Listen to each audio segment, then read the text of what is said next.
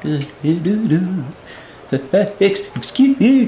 me, Mr. Blacksmith Man. First of all, my name's Jim, not just a stinking blacksmith. Sorry, Mr. Jim. I'm just wondering if I could get some daggers, please. Not a problem at all. Let me get on that. Oh, what a wonderful shop you have here. I am curious if I could please get a staff of some sort so I can cast some... What does this look like to you? I make things out of metal. Staffs are worthless. Get a hammer. Also, why the heck does a dwarf gotta be the blacksmith in these stupid games? Stinking fantasy stereotypes.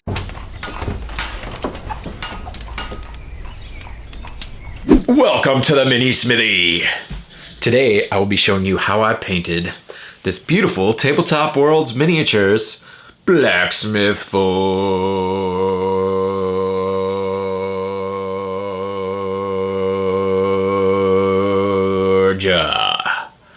Let's get to it. So when I got my Blacksmith Forge, this piece here of the stone floor was bent up, but it's pretty easy to fix that with just a little bit of heat right along this edge. And it's, once you heat it up even just a little bit, don't heat it up too much, it'll be able to bend down, and then you just leave it on a flat surface until it gets cooled off again, and now it's pretty sturdy. So now it sits flat, and then you don't see this big old shadow line underneath the stone floor. And the next thing I want to do is add magnets to the roof because it's not super sturdy, and I want to be able to grab this from the top. But then once the magnets are done, it'll be easy to just hold down the building and pull this off because it's magnetized. Let's do it. I put black dots on the top of the walls, centered on where I want the magnets to be, so that way while the paint is still wet, I can put the roof on and the black dot will be transferred to the roof, ensuring that the holes I make for the magnets will be perfectly aligned.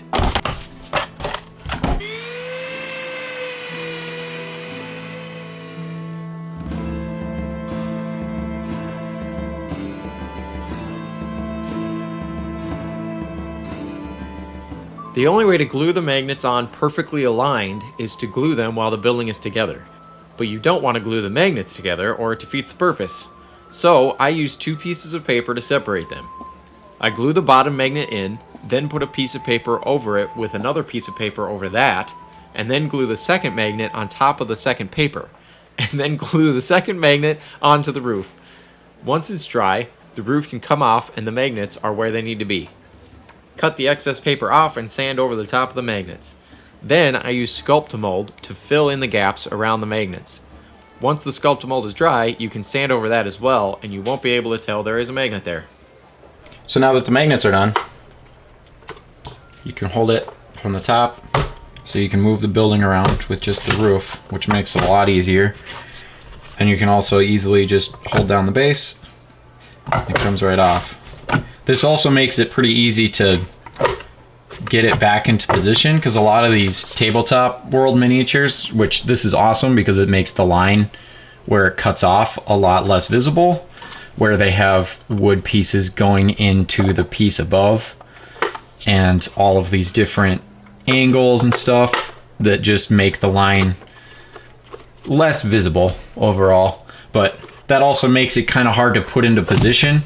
Like, a lot of times you'd be trying to put it on the top here and you'd get it off a little bit, where you can't like find where it actually fits together. Where these magnets, since you know exactly that that is where it needs to go, the magnets make it really easy to find the spot that it needs to be every time. Yeah, overall I think that's going to be a lot nicer, and then you don't have to worry about carrying these around and then this falling off and breaking. So now I'm going to go clean it and then primer it. So now that it's all primered up, at least the majority of it, obviously I missed some spots here and there, like under the door and then all these little details. It's really hard with something that's this high of detail to get everything covered, but the main idea is to get all of the parts that are most likely to be chipped off. So like all of the parts in between the stones and all that, like that's never gonna chip off anyway. So it's good enough for me anyway. So now I'm gonna airbrush all of the main big sections, and then I'm gonna go through after that and paint the wooden beams in between the stones and all that good stuff. So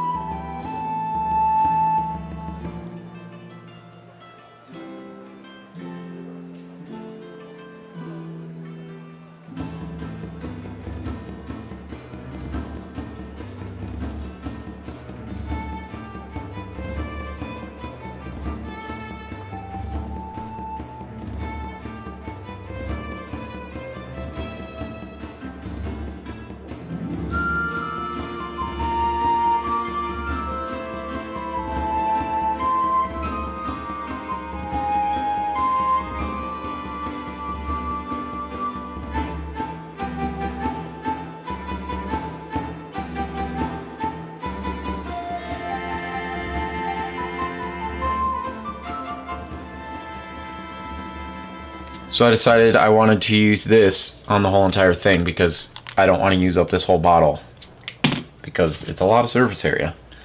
So I used this and it dries shiny, but I'm gonna do my due diligence and see if this works by just spraying the Army Painter matte sealer. Okay, so all of the base colors are complete. Looks a lot better after spraying that anti-shine stuff.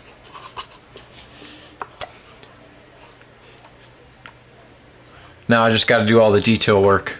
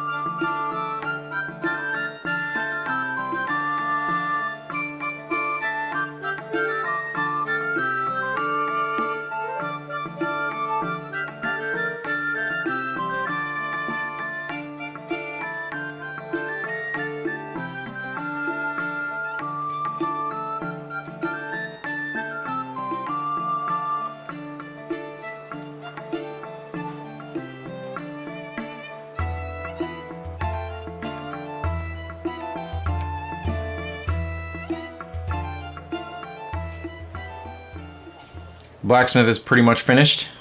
I just want to give it some age now with some rust spots and stuff. And then I'm going to add some like moss on the bottom, and then especially the blended turf earth blend on the very bottom so that it kind of blends in with the terrain that I have, because I use blended turf earth blend on everything, on all the terrain, so it'll blend in nicely.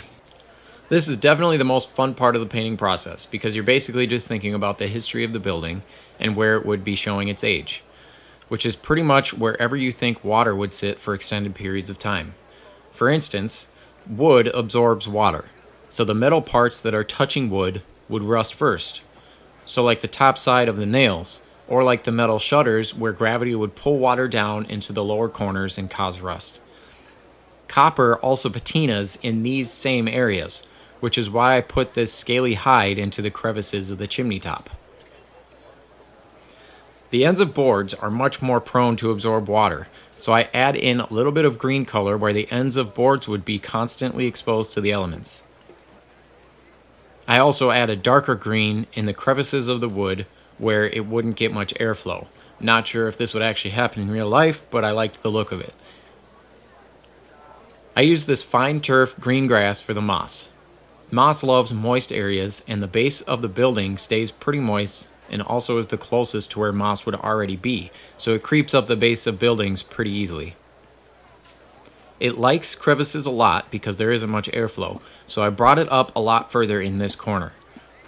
The easiest way to apply this in a realistic fashion is to apply glue to the cracks, sprinkle the flock on, and then wipe away some of the flock that is sitting on top of the stone.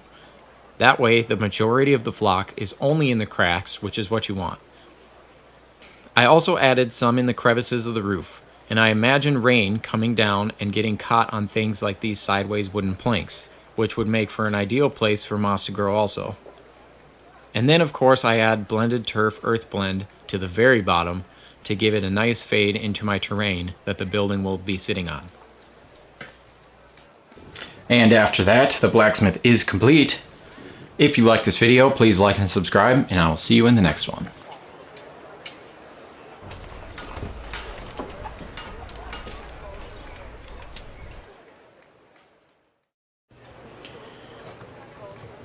Here are those daggers you wanted. I hope they will do well for you. Oh, thank you, Mr. Jim. I'll do great with these. And for you, here's your stupid staff. Oh! This is just a stick!